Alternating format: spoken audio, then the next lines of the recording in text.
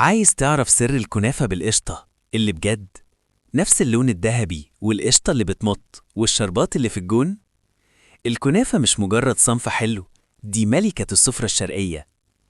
النهاردة هقيبلك الخلاصة من الألف للياء، شغل محلات وأنضف كمان.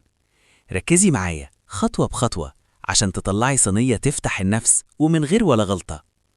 اسمعي الفيديو للآخر عشان تبقي أستاذة فيها. المقادير بسيطة: نص كيلو كنافة مفرومة ناعم وعليها كوباية سمنة بلدي تفتح النفس، والسر في اللون الذهبي معلقتين سكر بودرة.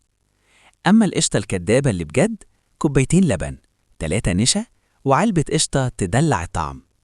وشرباتنا لازم يكون تقيل وبارد، كوبايتين سكر على كوباية مية وعصرة ليمون. نبدأ بالشغل. أهم حاجة الشربات، سكر ومية في الحلة ومن غير تقليب خالص. يغلي، انزلي بالليمون 7 دقايق واطفي وسيبيه يبرد تماما. الكنافة بقى، افرميها وهي متلجة، رشي السكر وانزلي بالسمنة السايحة. افركيها بإيدك كويس لحد ما كل شعراية تتغلف بالسمنة.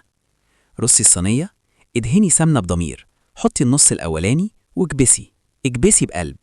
اعملي حواف عالية، حطي القشطة في النص بعيد عن الأطراف، وغطي بباقي الكنافة، بس المرة دي طبطبة مش كبس.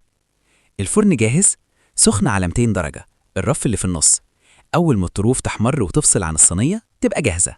ولعي الشواية دقيقة للوش وطلعيها. وهي سخنة نار، اسقيها فوراً بالشربات البارد. اسمعي التش وسيبيها تهدى وبعدين قطعي. هتلاقي القشطة سايحة والكنافة متماسكة والطعم حكاية.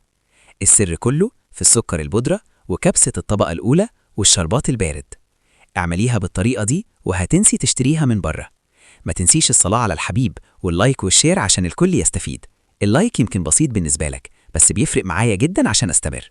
جربوها وبالهنا والشفا.